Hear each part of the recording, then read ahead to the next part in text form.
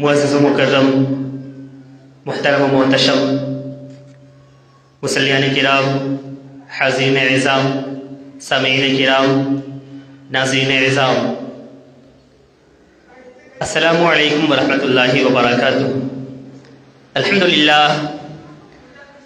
للہ وحدہ والصلاة والسلام علی من لا نبی بعدہ وعلی آلہ واصحابہ المکرمین عندہ، اما بعد فاعوذ باللہ من الشیطان الرجیم، بسم اللہ الرحمن الرحیم۔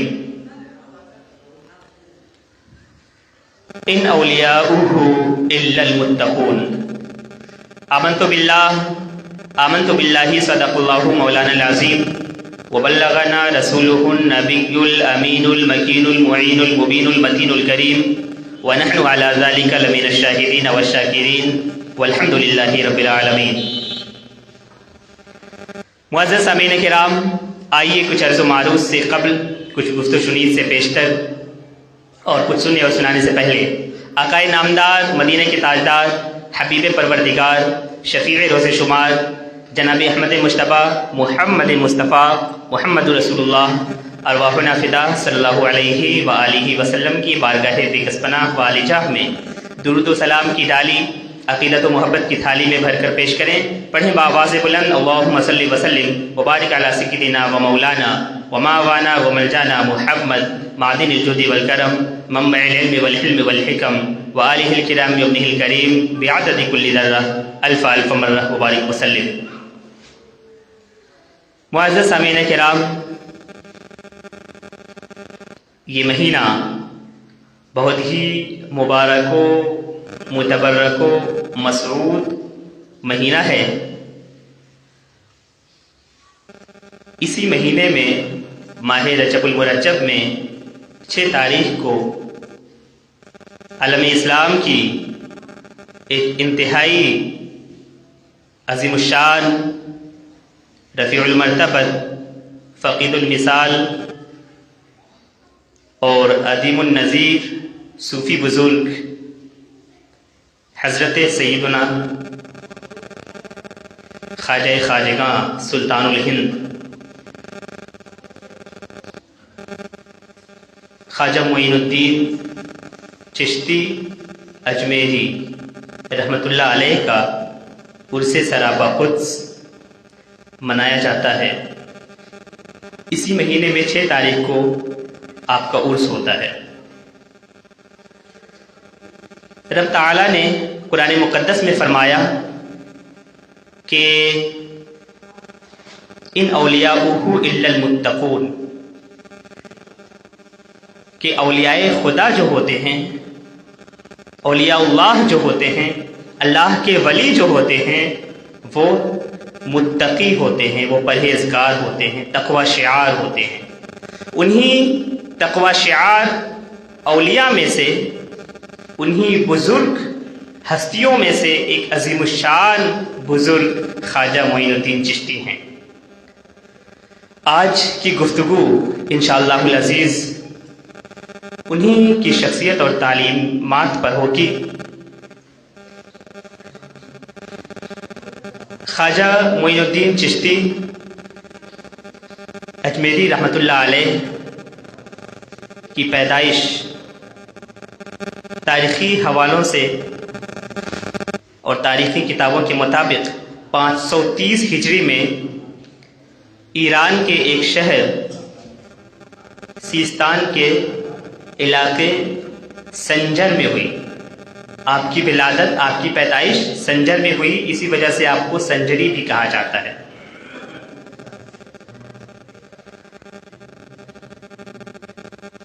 خواجہ معین الدین چشتی کے والد جو تھے بہت ہی متبحر عالم دین تھے، لیکن جلد ہی ان کا وصال ہو گیا۔ ان کے وصال کے بعد خواجہ صاحب یتیم ہو گئے۔ جب خواجہ غریب نواز کے والد اس دنیا سے گئے تو انہوں نے ایک باغ چھوڑا تھا اور ایک چکی چھوڑی تھی، جو یہ چیزیں خواجہ غریب نواز کو ورثے میں اور ترکے میں ملی۔ آپ ان چیزوں کی آمدنی سے باغ اور چکی کی آمدنی سے اپنا گزارا کرتے، گزر بسر کرتے۔ ایک مرتبہ آپ باغ میں ہی تھے کہ اس باغ میں ایک عظیم بزرگ حضرت ابراہیم سے ملاقات ہوئی اور انہوں نے نصیحتیں کی اور اپنا جوٹا کھلایا، جس کی وجہ سے ان کے دل کی کیفیت بدل گئی، ان کی تو دنیا ہی بدل گئی اور ان کا دل دنیا سے اچاٹ ہو گیا اور وہ اللہ کی یاد میں نکلے، مرشد کی تلاش میں نکلے۔ خواجہ غریب نواز کا ایک واقعہ بچپن کا بہت مشہور ہے۔ یہ واقعہ یہاں پیش کرنا بہت ہی مناسب ہے کہ ایک مرتبہ عید کے موقع پہ خواجہ غریب نواز رحمۃ اللہ علیہ اچھا لباس، عمدہ لباس پہن کر عید کی نماز پڑھنے عیدگاہ جا رہے تھے۔ ابھی آپ کا بچپن ہی تھا، بچپن کا زمانہ تھا کہ راستے میں اچانک آپ کی نگاہ ایک لڑکے پر پڑی۔ خواجہ معین الدین چشتی ہیں، وہ عید کے دن عیدگاہ جا رہے ہیں۔ عید کے دن تو لوگ عمدہ لباس پہنتے ہی ہیں، نیا لباس پہنتے ہیں۔ نیا لباس پہن کر خواجہ غریب نواز بھی، خواجہ معین الدین چشتی بھی عیدگاہ کے لیے نکلے تو آپ کی نگاہ اچانک ایک لڑکے پر پڑی۔ وہ لڑکا اندھا تھا، نابینا تھا اور اس نے پھٹے پرانے کپڑے پہن رکھے تھے۔ خواجہ صاحب کو اس لڑکے کو دیکھ کر رنج ہوا، بہت رنج ہوا، بہت تکلیف پہنچی کہ عید کا دن ہے لیکن آج کے دن یہ لڑکا پھٹے پرانے کپڑے میں ملبوس ہے۔ شان غریب نوازی جو اس وقت آپ کی شخصیت میں پنہا تھی ایک دم ظاہر ہوئی، اور شان غریب نوازی کی شان دکھاتے ہوئے آپ نے اپنے کپڑے اتارے۔ آپ نے جو کپڑے پہن رکھے تھے، خواجہ غریب نواز کے بچپن کا واقعہ ہے یہ، جو عمدہ لباس پہن کر آپ عیدگاہ جا رہے تھے، آپ نے اپنے کپڑے اتارے اور اتار کر اس غریب بچے کو، اس غریب لڑکے کو پہنا دیا، اور آپ اس لڑکے کو اپنے ساتھ لے کر عیدگاہ گئے۔ حضرات محترم، اس واقعے سے آپ کی شان غریب نوازی اجاگر ہوتی ہے۔ بچپن کا زمانہ ہے، بچپن کا واقعہ ہے، آپ بہت ہی چھوٹے ہیں، کم سن ہیں، کم سنی کی عمر ہے، کہ آپ کی کم سنی کا زمانہ ہے، کم عمری کا زمانہ ہے۔ اس عمر میں آپ عیدگاہ جا رہے ہیں، عید کا دن ہے، لیکن انہوں نے ایک نابینا لڑکے کو دیکھا کہ وہ پھٹے پرانے کپڑے میں ملبوس ہے۔ آپ کو بہت رنج ہوا، بہت تکلیف پہنچی تو آپ نے اپنے کپڑے، جو عمدہ لباس پہن کر جا رہے تھے، جو عمدہ کپڑے پہن کر آپ جا رہے تھے، آپ نے اپنے کپڑے اتارے، آپ نے اپنے نئے کپڑے اتار کر اس غریب بچے کو پہنا دیے۔ اس سے آپ کی غریب نوازی جھلکتی ہے۔ غریب نواز کہتے ہی ہیں غریبوں کو نوازنے والا، اور صرف کپڑے ہی نہیں پہنائے، آپ نے اپنے کپڑے اتار کر اس غریب کو پہنائے، اور کپڑے پہنانے کے بعد وہ اپنے ساتھ اسے عیدگاہ لے کر گئے۔ یہ آپ کی شان تھی۔ اس کے بعد جب آپ مرشد کی تلاش میں نکلے تو خواجہ عثمان ہارونی رحمۃ اللہ علیہ سے آپ کی ملاقات ہوتی ہے۔ خواجہ عثمان ہارونی کے دست حق پرست پر آپ بیعت ہوتے ہیں، اور بیعت و ارادت کا شرف حاصل کرنے کے بعد کچھ دن ان کے ساتھ رہ کر آپ پھر اجمیر کا رخ کرتے ہیں۔ وہاں سے خواجہ غریب نواز اجمیر آتے ہیں اور اجمیر آ کر یہاں سکونت پذیر ہو جاتے ہیں، یہاں اقامت پذیر ہو جاتے ہیں اجمیر میں، اور یہاں امن و آشتی، امن و شانتی، اخوت و محبت اور بھائی چارے کا پیغام نشر کرتے ہیں، پیغام عام کرتے ہیں۔ یہاں پر ایک بات ذہن میں آتی ہے کہ جب اجمیر آئے تو اجمیر اصل میں تھا کیا اس وقت؟ تو اجمیر کی وجہ تسمیہ بیان کرتے ہوئے ایک گریٹ آتھر نے لکھا ہے کہ اجمیر جو تھا وہ آجا نامی ایک راجا تھا، ایک حکمراں تھا، اس کے نام پر وہ شہر تھا، وہ پہاڑی علاقہ تھا، اور وہاں کے علاقائی زبان میں میر پہاڑ کو کہتے ہیں، میر پہاڑ کو کہتے ہیں۔ اس راجا کا، اس حکمراں کا جو قلعہ تھا اس میر پر، اس پہاڑ پر تھا، اسی علاقے میں تھا۔ اس وجہ سے اس علاقے کو اس حکمراں کے نام سے موسوم کر دیا گیا اور اس آجا میر کر دیا گیا۔ تو بعد میں یہی کثرت استعمال سے جو آجا نامی حکمراں کے نام پر وہ شہر تھا، اس کو کثرت استعمال سے اجمیر کر دیا گیا، جو آج بھی اجمیر کے نام سے مشہور ہے۔ اسی اجمیر کی سرزمین پر، اسی اجمیر کی دھرتی پر خواجہ معین الدین چشتی اجمیری رحمۃ اللہ علیہ آتے ہیں اور وہاں رشد و ہدایت کا پیغام دیتے ہیں، امن و شانتی کا پیغام دیتے ہیں، اور صوفی سنتوں کی جو پرمپرا ہوتی ہے، جو ان کا ٹریڈیشن ہوتا ہے، اس کے مطابق انہوں نے اجمیر کی دھرتی سے پیغام عام کرنا شروع کیا اور اخوت اور بھائی چارے کا پیغام دینا شروع کیا۔ اور خواجہ غریب نواز رحمۃ اللہ علیہ نے اپنی کتابوں میں، اپنے ملفوظات میں، اپنے مکتوبات میں بہت ساری اچھی اچھی باتیں بتائی ہیں، ان کی تعلیمات ہیں، ان کے ارشادات ہیں، جو یہاں پر میں پیش کرنے کی کوشش کروں گا۔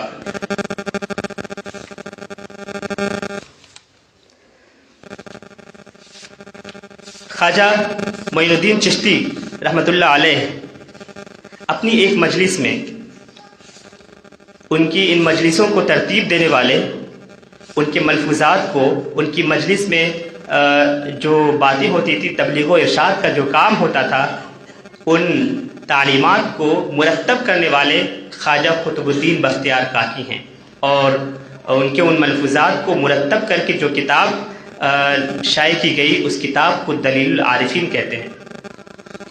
خواجہ غریب نواز کے ملفوظات میں ان کی بہت اچھی اچھی تعلیمات ہیں، بہت اچھے پیغامات ان کے ہیں۔ حضرت خواجہ غریب نواز رحمۃ اللہ علیہ فرماتے ہیں کہ ایک بزرگ سے عارف کی تعریف سنی۔ عارف عرفا جو اللہ کی معرفت رکھنے والے لوگ ہوتے ہیں، اللہ کی پہچان رکھنے والے لوگ ہوتے ہیں، ان کی تعریف سنی کہ عارف وہ ہے جو دونوں جہان سے قطع تعلق کر لے۔ صحیح معنوں میں نیک وہ ہے، صوفی وہ ہے، عارف وہ ہے، اللہ کی معرفت رکھنے والا شخص وہ ہے جو دونوں جہان سے قطع تعلق کر لے، جو بے تعلق ہو جائے، پھر مقام فردانیت پر پہنچے، کیونکہ یہ راہ وہی شخص اختیار کرتا ہے جو سب سے بیگانہ بن جائے۔ اور نماز کے تعلق سے آپ نے فرمایا کہ جب لوگ نماز اچھی طرح ادا کرتے ہیں اور اس کے تمام حقوق بجا لاتے ہیں اور رکوع اور سجود اور قرات و تسبیح کو ملحوظ رکھتے ہیں، تو فرشتے اس نماز کو آسمان پر لے جاتے ہیں، فرشتے اس نماز کو آسمان پر لے جاتے ہیں، پھر اس نماز سے نور شائع ہوتا ہے اور آسمان کے دروازے کھل جاتے ہیں۔ جب وہ نماز عرش سے نیچے لائی جاتی ہے تو حکم ہوتا ہے کہ سجدہ کر اور نماز ادا کرنے والے کے لیے بخشش مانگ۔ جن لوگوں نے نماز ادا کی ہے ان نماز ادا کرنے والوں کے لیے بخشش مانگ، کیونکہ وہ تیرے حقوق اچھی طرح بجا لایا ہے۔ پھر خواجہ صاحب روئے اور فرمایا کہ یہ تو اچھی نماز ادا کرنے والوں کے حق میں ہے، اچھی نماز ادا کرنے والوں کے حق میں ہے، ان کے بارے میں ہے کہ بخشش مانگنے کا حکم ہوتا ہے، ان کے لیے بخشش مانگی جاتی ہے، مغفرت طلب کی جاتی ہے، ان کی بخشائش ہو جاتی ہے، ان کی مغفرت ہو جاتی ہے۔ آگے فرما رہے ہیں کہ جو ارکان نماز کو بخوبی ملحوظ نہیں رکھتے، نماز ادا کرنے کا جو طریقہ ہے اس طریقے پر نماز ادا نہیں کرتے، نماز کا ادب نہیں کرتے، ان لوگوں کا کیا حال ہوگا؟ جو لاپرواہی سے نماز ادا کرتے ہیں، جو بے توجہی سے نماز ادا کرتے ہیں، نماز کا خیال نہیں رکھتے، نماز کا ادب نہیں کرتے، ان لوگوں کے تعلق سے کیا ہے؟ خواجہ صاحب فرما رہے ہیں کہ جو ارکان نماز کو بخوبی ملحوظ نہیں رکھتے، جب ان کی نماز کو فرشتے آسمان پر لے جاتے ہیں تو آسمان کے دروازے نہیں کھلتے، اور حکم ہوتا ہے کہ اس نماز کو لے جا اور لے جا کر اسی نمازی کے منہ پر مار دے۔ ان نمازیوں کے تعلق سے خواجہ صاحب فرما رہے ہیں کہ ان نمازیوں کے تعلق سے ہے کہ ویسے نمازیوں کی نمازیں جو ہیں واپس ہو جاتی ہیں، جب آسمان پر ان کو لے جایا جاتا ہے تو آسمان کے دروازے نہیں کھلتے، اور حکم ہوتا ہے کہ ان نمازوں کو واپس لے جا اور لے جا کر انہی کے منہ پہ مار دے۔ اللہ اللہ، بڑے افسوس کا مقام ہے، ہم نماز ادا کرتے ہیں، نماز کا ادب ملحوظ نہیں رکھتے۔ نماز کا ادب کس طرح ہونا چاہیے، ایک ایک رکن کا ادب کس طرح ہونا چاہیے، تسبیح و تحمید کا ادب کس طرح ہونا چاہیے، بڑے افسوس کا مقام ہے۔ اس لیے ہمیں چاہیے کہ ہم نماز پڑھتے ہیں، نماز کا ادب کریں، نماز کا ادب ملحوظ رکھیں۔ نماز کیا ہے؟ رب کے سامنے جھکنے کا نام ہے، رب کی عبادت کا نام ہے۔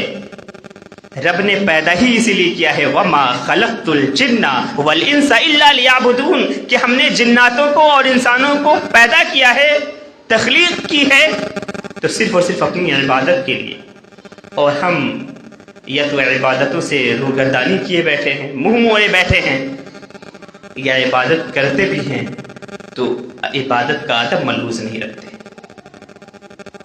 نماز کا کیا ادب ہے؟ ادب نہیں کرتے، جیسے جی میں آتا ہے ویسے نماز پڑھنا شروع کر دیتے، بڑے افسوس کا مقام ہے۔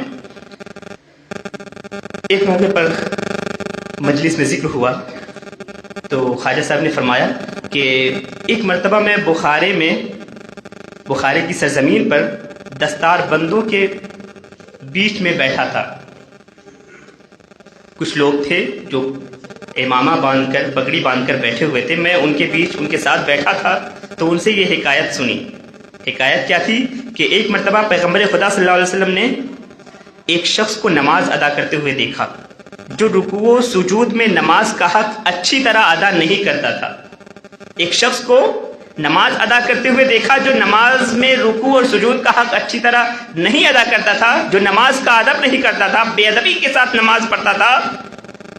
جب وہ نماز سے فارغ ہوا تو پوچھا کہ کتنے عرصے سے اس طرح نماز ادا کر رہا ہے، پوچھا کہ کتنے زمانے سے، کتنے وقت سے اس طرح نماز ادا کر رہا ہے۔ عرض کی یا رسول اللہ 40 سال سے ایسی ہی نمازیں ادا کر رہا ہوں۔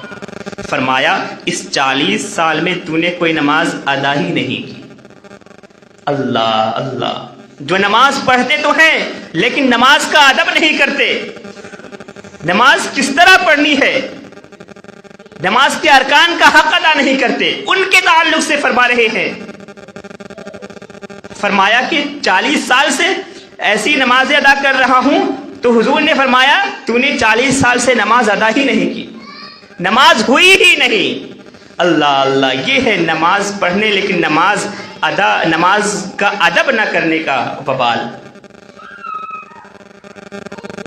تو ہمیں چاہیے کہ جب ہم نماز پڑھیں تو نماز کا ادب بھی کریں۔ قرآن کے تعلق سے خواجہ صاحب نے فرمایا کہ جو شخص قرآن شریف کو دیکھتا ہے اللہ تعالیٰ کے فضل و کرم سے اس کی بینائی زیادہ ہو جاتی ہے اور اس کی آنکھ کبھی نہیں رکتی اور نہ اس کی آنکھ کبھی خشک ہوتی ہے۔ ایک مرتبہ پر خواجہ صاحب نے فرمایا کہ اگر کوئی شخص علماء کی طرف دیکھے تو اللہ تعالیٰ ایک فرشتہ پیدا کرتا ہے جو قیامت تک اس کے لیے بخشش مانگتا رہتا ہے۔ جو علماء کو قدر کی نگاہ سے دیکھے، جو علماء کا ادب کرے، جو علماء کی تعظیم کرے، رسپیکٹ کرے، اس کے تعلق سے فرما رہے ہیں کہ اس کے لیے رب تعالیٰ ایک فرشتہ پیدا کرتا ہے جو قیامت تک اس کی بخشش مانگتا رہتا ہے، اس کی بخشش مانگتا رہتا ہے، اس کی مغفرت۔ قیامت تک وہ فرشتہ اس کے لیے بخشش کی دعا کرتا رہتا ہے۔ آخری بات میں عرض کر دوں اور اس کے بعد اپنی گفتگو ختم کروں۔ خواجہ صاحب کی جو آخری مجلس تھی، اس آخری مجلس میں خواجہ صاحب نے فرمایا کہ بغیر ملک الموت کے دنیا کی قیمت جو بھر بھی نہیں ہے۔ پوچھا کیوں؟ اس واسطے کہ حدیث میں ہے الموت جسر یوصل الحبیب الی الحبیب، یعنی موت ایک پل ہے جو دوست کو دوست سے ملاتا ہے۔ موت ایک ایسا پل ہے جو پل دوست کو دوست سے ملاتا ہے۔ ایک محب ہے دنیا میں، اللہ سے محبت کرنے والا، اس کا محبوب ہے، خدا ہے۔ تو موت ایک ایسی چیز ہے، موت ایک ایسا پل ہے جو ایک محب کو محبت کرنے والے کو محبوب سے ملاتا ہے، دوست کو دوست سے ملاتا ہے، حبیب کو حبیب سے ملاتا ہے۔ پھر فرمایا کہ دوست وہ ہے جو دل سے یاد کرے، کیونکہ دل یار کے لیے پیدا کیے گئے ہیں، خاص کر اس واسطے کہ عرش کے گرد طواف کرے۔ جیسا کہ رب تعالیٰ نے فرمایا اے میرے بندے، جب میرا ذکر تجھ پر غالب آ جائے گا تو میں تیرا عاشق ہو جاؤں گا، یعنی تیرا محب، اور میں تجھ سے محبت کرنے لگ جاؤں گا۔ شرط یہ ہے کہ میرا ذکر تجھ پر غالب آ جائے، تو ہر لمحہ مجھے یاد کرتا رہے۔ جب تو ہر لمحہ مجھے یاد کرتا رہے گا اور میرا ذکر، میری یاد غالب آ جائے تو میں تجھ سے محبت کرنے لگ جاؤں گا، تیرا محب بن جاؤں گا، تیرا عاشق ہو جاؤں گا۔ پھر فرمایا کہ عارف جو ہے بہت خاص بات، آفتاب کی طرح ہوتا ہے۔ صوفی جو ہوتا ہے سورج کی طرح ہوتا ہے، سورج کی طرح جو سارے جہان کو روشنی بخشتا ہے۔ ایسا نہیں، جو اللہ والا ہوتا ہے وہ سورج کی طرح ہوتا ہے۔ سورج کسی امیر غریب کی جھوپڑی دیکھ کر نہیں روشنی دیتا، کسی علاقہ کسی خطے کو دیکھ کر روشنی نہیں دیتا، بلکہ سورج ایسا ہے وہ تو ہر کسی کو روشنی پہنچاتا ہے۔ فرمایا کہ اللہ والا جو ہوتا ہے وہ آفتاب کی طرح ہوتا ہے، سورج کی طرح ہوتا ہے، جو سارے جہان کو روشنی بخشتا ہے، جس کی روشنی سے کوئی چیز خالی نہیں ہوتی۔ اسی لیے اللہ والا وہ ہوتا ہے جس سے ہر کوئی فائدہ اٹھائے، کسی کو نقصان نہ پہنچے۔ بس بزرگوں کا پیغام یہی رہا ہے، خواجہ معین الدین چشتی رحمۃ اللہ علیہ کا بھی پیغام یہ رہا ہے کہ اللہ والے بنو، اور اللہ والے وہ ہوتے ہیں جس سے کسی کو نقصان نہ پہنچے، ہر کسی کو فائدہ پہنچے۔ میں انہی باتوں کے ساتھ اپنی گفتگو مکمل کرتا ہوں۔ اللہ تبارک و تعالیٰ سے دعا ہے کہ ہم سب کو اچھی باتوں پر عمل کرنے اور بری باتوں سے بچنے کی توفیق عطا فرمائے۔ آمین آمین۔ وآخر دعوانا ان الحمد للہ رب العالمین وما علینا الا البلاغ المبین۔ ایک اعلان سماعت کر لیں۔ مسرت و شادمانی کے ساتھ یہ اطلاع دی جاتی ہے کہ 29 جنوری بروز اتوار 9 بجے دن 6 رجب المرجب کو دارالعلوم فیضان مختوم یحییٰ منیر شریف میں حافظ محمد ثاقب الحسن ابن محمد ممتاز انصاری کا جشن تکمیل قرآن کا اہتمام کیا گیا ہے، لہٰذا تمام حضرات و ممبران سے گزارش ہے کہ دارالعلوم حاضہ میں شریک ہو کر ثواب دارین حاصل کریں اور بچوں کو دعاؤں سے نوازیں۔ میرے بھانجے عزیزم حافظ ثاقب سلمہ انہوں نے حفظ قرآن مکمل کیا ہے، جن کے تکمیل قرآن کا پروگرام اتوار کے دن مدرسے میں ہے۔ آپ حضرات سے شرکت کی گزارش ہے، اور دوسری خاص بات یہ ہے کہ یہ انشاءاللہ اس بار شاہی مسجد میں تراویح بھی پڑھائیں گے، اور جمعے کے بعد مشورہ ہوگا۔ آپ لوگوں سے گزارش ہے کہ مشاورتی میٹنگ میں آپ لوگ شریک رہیں اور حافظ صاحب سے کچھ سنیں گے، قرات وغیرہ سنیں گے تو آپ لوگ سنیں۔ اور دوسرا اعلان یہ ہے کہ 10 رجب کو حضرت سید شاہ اسد اللہ منیری رحمۃ اللہ علیہ کا سالانہ قل ہے، جمعرات کے دن 3 بجے آپ حضرات سے شرکت کی گزارش ہے۔ آپ حضرات چھوٹی درگاہ میں شریک رہیں۔ السلام علیکم ورحمۃ اللہ وبرکاتہ۔